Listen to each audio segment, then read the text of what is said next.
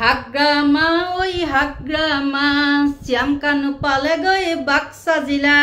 স্বাগতম জনাইছো সকলো বন্ধু বান্ধৱীকে মোৰ নতুন এটা ভিডিঅ'ৰ মাজলে। আৰু আজি কানুৰাম পালেগৈ বাক্সা জিলা। আমাৰ ইয়াত ঠায়ে নাইকিয়া হৈ গ'ল। কানুৰামক একদম লৈ গ'ল বাক্সা জিলা।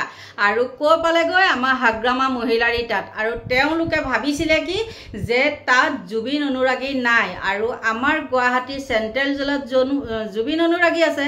গতিকে তেওঁলোকক নিৰাপত্তা দিবৰ কাৰণে নিৰাপত্তাৰক্ষীয়ে তেওঁলোকক কি কৰিছে, একদম দেখিছে নহয় আৰু কেনেকে একে আৱৰি সামৰি সোণৰ হাঁহজনীক লৈ, হাঁহজনীক নহয় সোণৰ হাঁহকেইটাক লৈ গৈছে তালৈ। আৰু তাত যোৱাৰ লগে লগে কি অপ্ৰীতিকৰ পৰিস্থিতিৰ সৃষ্টি হৈছে সেইটো আপোনালোকে গম পাইছে। আৰু তেওঁলোকে এতিয়া গম পাই গ'ল যে জুবিন গাৰ্গ অকল যে গুৱাহাটী বা অসমবাসীতেই নহয়, গোটেই অল অসমতে জুবিন গাৰ্গক ভাল পোৱা মানুহ আছে। আৰু তাৰ প্ৰমাণ আজি পাই গ'ল তাত। গতিকে যিখিনি হৈছে সেইটো দুখজনক ঘটনা। আৰু প্ৰথমতে কওঁ শুনক, মানুহে এই সময়ত আৱেগত যিকোনো কাম কৰিব পাৰে। গতিকে এতিয়া কি কৈছে জানেনে, একদম বহুত দুখ লাগিছে আমাৰ মামাৰ। কিয় দুখ লাগিছে গম পায়? এইটো একদম আচৰিত কথা দেই। মামাৰ ইমানেই দুখ লাগিছে, মই এইটো আপোনালোকক কওঁ শুনক, মই আপোনালোকক শুনাই দিছোঁ, শুনক। বাস্কাৰ কাৰাগাৰৰ সন্মুখত যি ঘটনা ঘটিছে সি সঁচাকৈয়ে অত্যন্ত দুখজনক। আৰু আমি সকলোৱে অত্যন্ত মনো কষ্ট পাইছোঁ। কাৰণ অসমৰ দৰে এখন সভ্য দেশত বা ভাৰতৰ দৰে এখন সভ্য দেশত ন্যায় প্ৰদানৰ প্ৰক্ৰিয়া সম্পূৰ্ণ কৰাৰ বাবে আদালতৰ ওপৰত আমি সদায় আমাৰ বিশ্বাস ৰাখিবই লাগিব। আজিকালি আদালতক মানে বিশ্বাস কৰিবলৈ গ'লে জিৰ' হৈ যায়, জিৰ'। আৰু নাথুৰাম গডছেক শাস্তি দিবলৈও এতিয়াও ন্যায়ালয়ে এবছৰৰ পৰা 2 বছৰ সময় লৈছিলে। ৰাজীৱ গান্ধীৰ মৃত্যুৱে হওক, ইন্দিৰা গান্ধীৰ মৃত্যুৱে হওক, প্ৰত্যেকটো ঘটনাৰ শাস্তি। ইমানখিনি লেকচাৰ শুনি থাকিবলৈও মন নাই বন্ধু বান্ধৱীসকল। মই বন্ধ কৰি দিছোঁ। কিয় বন্ধ কৰি দিছোঁ জানেনে? এইবিলাক মানে কিবা ফুলজাৰি মৰা কথা শুনিবলৈ আমাৰ মন নাই। ইমানে যদি সত্য শুদ্ধ নিকা তদন্ত চলি আছে তেন্তে হ'লে তেওঁলোকে ইয়াত থ'বলৈ কিয় ভয় কৰিলে? আৰু তাত যে গৈ পেলাই পালেগৈ। কিন্তু প্ৰথম অৱস্থাত মই কওঁ শুনক, তেওঁলোকে কিন্তু কি কৰিছিলে জানেনে? আমাৰ যিসকল জুবিন অনুৰাগী তাত আছিলে, সকলোতেতো আছে বাৰু, মোৰ সেইটো ভুল হৈছে দেই কোৱাটো, তাত আছিলে। আৰু তেওঁলোকে কিন্তু তাত প্ৰতিবাদ কৰিছিলে। আৰু মানে চাবই দিয়কচোন, জুবিনক যিহেতু মাৰিছে আৰু সেই মানুহকেইটা যেতিয়া তাত গৈছে ৰাস্তালৈ, আজিকালি সামান্য কাজিয়া এখন হ'লেও আপোনালোকেতো দেখিছে, দুঘৰ মানুহৰ মাজত যদি কাজিয়া হয়, আজিকালি এনেকুৱা মানুহ আছে ভুমুকা ভুমুক কৰে। আৰু তেনেস্থলত এই জুবিন গাৰ্গ হোৱাৰ মানুহটো অসমৰ যি সম্পদ, তেওঁক যেতিয়া মাৰি পেলাইছে আৰু কোনে মাৰিছে সেইকেইটাকতো নিশ্চয় চাবলৈ যাব নহয় জানো? গতিকে তাতে ক্ষুণ্ণ হৈ পেলাই কি কৰিছিলে, প্ৰথম অৱস্থাত কিন্তু তেওঁলোকে নিজে কি কৰিলে, আইন হাতত তুলি লৈ লাঠি চাৰ্জ কৰিছিলে। আৰু লাঠি চাৰ্জ কৰাৰ ফলতহে এইবিলাক শিলগুটি মৰা মৰি মানে কামটো আগবাঢ়িল। আৰু বাঢ়িবই। কোনোবাই যদি পিঠিত কোব এটা খায়, এনেই মানে কিবা হোৱা নিচিনা হৈ আছে নহয়, সাপে যেনেকৈ ফেট তুলি থাকে তেনেকুৱা হৈ আছে আমাৰ এতিয়া উঠি অহা যুৱচাম। যিহেতু আমাৰ এটা সম্পদ নাইকিয়া হৈ গৈছে আৰু তাত খং উঠাটো এটা সাধাৰণ কথা।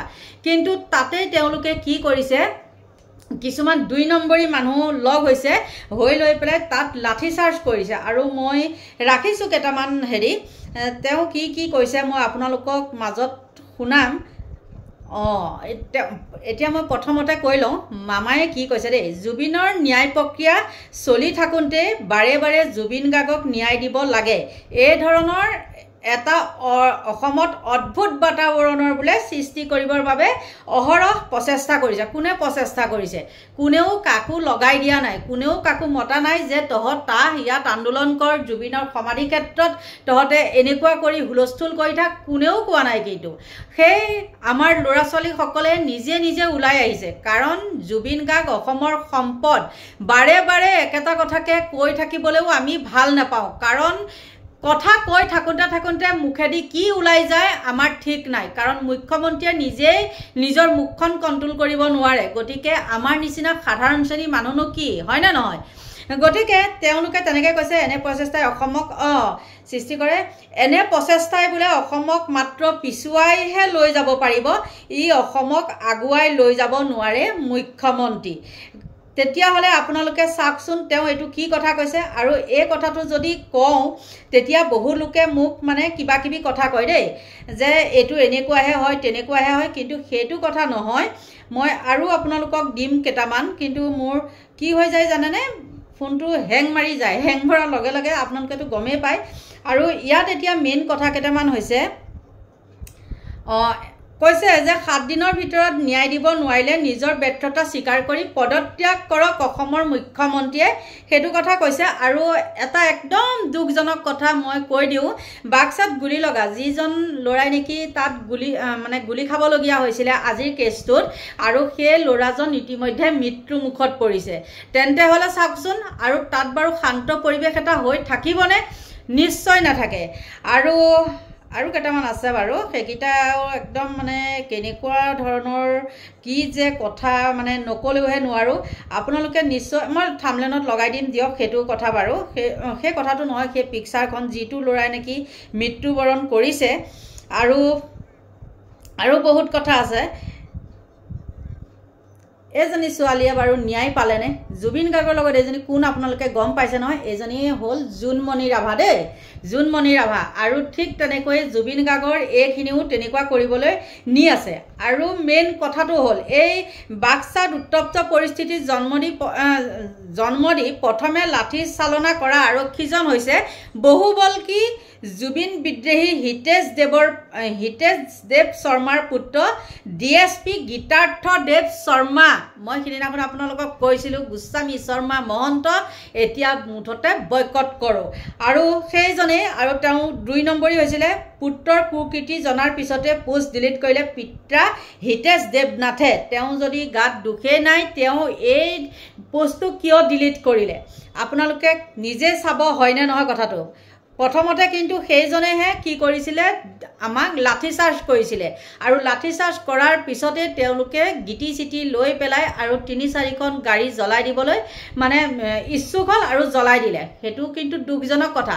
কিন্তু আৱেগৰ বশৱৰ্তী হৈ কিছুমান কাম কৰিছে। আৰু এই সময়ত মুঠতে যেতিয়াই নেকি তেওঁলোকে গম পাই উঠিছে যে জুবিন গাৰ্গৰ ন্যায় জোনমণি ৰাভাৰ দৰে হ'ব, তেতিয়াই সেই মানুহখিনি উত্তেজিত হৈ গৈছে। আৰু কি ইয়াত যে জেলত নাৰাখি তাতহে নিছে, মানে ভাবিছে নেকি যে জুবিন গাৰ্গৰ মানে যে হেৰি বাক্সা জিলাত অনুৰাগী নাই বুলি, আৰু সেইকাৰণে মানে একদম লৈ গৈছে নহয় জানো, নিৰাপত্তাৰক্ষী একদম কটকটীয়া নিৰাপত্তা বাহিনীয়ে তেওঁলোকক লৈ গৈছে। গতিকে তাৰ সেই বাক্সা জিলাৰ কিছুমান মহিলাই এনেকুৱা তাত চিঞৰ বাখৰ কৰিবই, আমাৰ ইয়াত জানো চিঞৰ বাখৰ কৰা নাই, তেনেকৈ চিঞৰ বাখৰ কৰিছে। আৰু তেওঁলোকে সুন্দৰ প্ৰত্যুত্তৰ দিছে, সেইটো মানিব লাগিব। তেওঁলোকৰ প্ৰত্যুত্তৰখিনি চাব লাগিব কি কৈছে।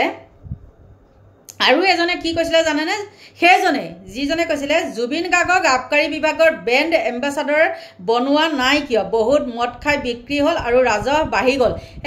যিটোৱে আজি নেকি বাক্সা জিলাত মানে লাঠি চাৰ্জ কৰিছিলে, তেওঁ পিতৃয়ে এইটো মানে ফেচবুকত পোষ্ট কৰিছিলে। আৰু তেওঁ যেতিয়া পুত্ৰৰ এইটো পাই গ'ল, তেতিয়া তেওঁ কি কৰিলে, এইটো ডিলিট কৰি থৈ দিলে। তেন্তে হ'লে চাওক কেনেকুৱা থাৰ্ড ক্লাছ মানুহ হ'ব লাগিব এইবিলাক। আৰু এজনে কৈছে, মানে এটা হেৰিত পাইছোঁ দেই, মানে মহিলাসকলে চিঞৰ বাখৰ কৰিছে, আমাৰ বাক্সাখন ইমান লেতেৰা নহয় সিদ্ধাৰ্থ শ্যামকানুক ৰাখিবলৈ, তেওঁলোকে নিদিয়ে তেনেকুৱা লেতেৰা মানুহ সেইখন তাত থাকিবলৈ। বাক্সাখন আমি নষ্ট হ'বলৈ নিদিওঁ। বাক্সাৰ জনগণে ওলাই আহি খুব উজাৰিলে কেমেৰাৰ সন্মুখত। নিশ্চয় আপোনালোকে সেইবিলাক নিউজ দেখিছে, নেদেখাকৈ থকা নাই।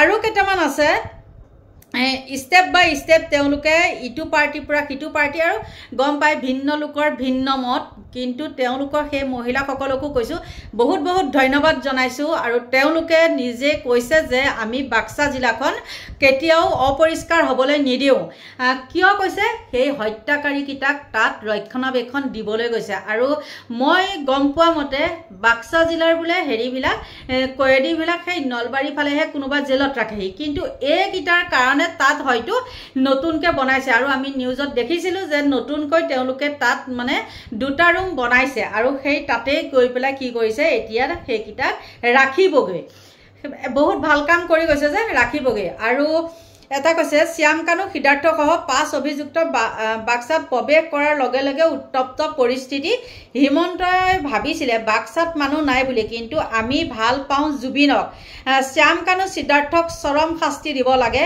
এইদৰে প্ৰতিবাদ সেই মহিলাসকলৰ চাওক কেনেকুৱা সেই মহিলাসকল ইমান এটা ভয়াৱহ পৰিস্থিতিটোত তেওঁলোক ওলাই আহিছে তেওঁলোকে মৰিবৰ কাৰণেও ভয় কৰা নাই আৰু যিজন ল'ৰা তাত মৰিছে গুলি খাই পেলাই সঁচাকৈ এনেকুৱা যাতে আৰু নহওক কিমান কম তথাপিও সঁচাকৈ দেই বহুত নিজকে মানে বেয়া লাগে এইবিলাকৰ মাজত যেতিয়া মাত মাতিবলগীয়া হয় বহুত অশান্তিৰ সৃষ্টি হয় আজি সেই ল'ৰাটোক মাৰি পেলালে সেই ল'ৰাটোৰ বা কোন ক'ত আছিল নাছিল সেইবিলাক কি মুখ্যমন্ত্ৰীয়ে আমাৰ দায়িত্ব ল'ব নেকি বাৰু আৰু মুখ্যমন্ত্ৰীয়ে এতিয়া আকৌ কি কৰিছে শ্যাম কানু হতৰ কথাহে এইবিলাক কিবা কিবি কৈ আছে আপোনালোকে দেখিছে মই লগাই দিছিলোঁ কিন্তু গোটেইখিনি লগাই দিয়া নাই আৰু তেওঁৰ মতে আমি কি কৰিব লাগে ন্যায়ালয়ক মানে বিশ্বাস কৰিব লাগে আজিকালি বাৰু আমি ন্যায়ালয়ক বিশ্বাস কৰিব পৰা হৈছোনে আৰু যিখন তদন্ত কমিটি পাতি দিছিলে সেই তদন্ত কমিটিখনত মই ভাবিছিলোঁ আমি কীটাণুৰ পৰা কীটাণু কাক কওঁ মই জানেনে অতনু ভূঞাক কওঁ কীটাণুৰ পৰা হ'লেও জানো তেওঁ ৰজাঘৰীয়া মানুহ ৰজাঘৰীয়া সাংবাদিক সেইটো আমি গম পাওঁ কিন্তু তথাপিও এটা বিশ্বাস ৰাখিছিলোঁ যে জাতিৰ কাৰণে হ'লেও জুবিনক আমি জাতিৰ স্বাৰ্থৰ কাৰণে তেওঁ বেছিকৈ হেৰি কৰি থকা দেখোঁ গানবিলাকো তেনেকুৱা সেইকাৰণে তেনেকৈ ক'লোঁ বাৰু গতিকে তেওঁ ভাবিছিলোঁ চাগে কিবা এটা সত্য শুদ্ধ হেৰি ক'ব মই ইয়াৰ আগতেও এটা ভিডিঅ'ত মই কৈছিলোঁ কিন্তু তেওঁ কেনেকুৱা ধৰণৰ কিছুমান মন্তব্য কৰিছে আপোনালোকৰ আগত মই থাম্বনেইলতে লগাই দিম ভবাই নাছিলোঁ যে সেই মানুহটোৱে তেনেকুৱা কৰিব হ'বও পাৰে কাৰণ তেওঁ ৰাতি মাল পানী খাই পেলাই কি কৰে আপোনালোকে দেখিছে গুণেশ্বৰ কীটাণু আৰু তেওঁ নিজে স্বীকাৰ কৰিছে যে মোক ছ'চিয়েল মিডিয়াত এনেকৈ মানুহে কয় আৰু তেওঁ এতিয়া আজিৰ দিনটোতে তেওঁ উল্টা খৰ মাৰি দিছে এইবিলাকেই হ'ল সাংবাদিক কিন্তু সেই তদন্ত মানে SITয়ে যিখন কমিটি গঠন কৰিছিলে তাত বাৰু মাতিব নোৱাৰিলেহেঁতেন নেকি সাংবাদিক নিতুমণি শইকীয়াক কিয় নামাতিলে বাৰু নিতুমণি শইকীয়াক বা হীৰেণ গোহাঁইক মাতিবতো পাৰিলে হয় নামাতিলে কিন্তু যিখিনি ৰজাঘৰীয়া মানুহ তেওঁলোককহে মাতিলে আৰু মই শেষত এটা কথা কৈ যাওঁ সেই প্ৰাঞ্জল শইকীয়া তেওঁ আগতে অভিনয় চাই ভাল পাইছিলে এতিয়া কাম নাই আৰু তেওঁ কাম নাই কিন্তু তেওঁ গম পাওঁ আমি ৰজাঘৰীয়া মানুহ কা আন্দোলনৰ সময়তে হওক বা অন্য কিছুমান হেৰিটো হওক তেওঁ নোহোৱা নোপোজা কিছুমান পোষ্টবিলাক দি আছে গতিকে সেই আগৰ প্ৰাঞ্জল শইকীয়াক যিটো সন্মান দিছিলে মানুহখিনিয়ে এতিয়া কিন্তু সেইটো নিদিয়ে দেই মই সিমানখিনিয়ে কৈ দিলোঁ গতিকে আপোনালোকে মোৰ কথাত বেয়া পাই লাভ নাই সেইখিনিয়ে আছিলে ভিডিঅ'বিলাক বেছি দীঘল কৰিবলৈও মন নাযায় তথাপিও মই ক'লোঁ আৰু গুৰুত্বপূৰ্ণ কথা আছে মই দ্বিতীয়টো ভিডিঅ'ত আকৌ ক'ম আপোনালোকক আৰু এতিয়া মই লৈছোঁ বিদায় বাই বাই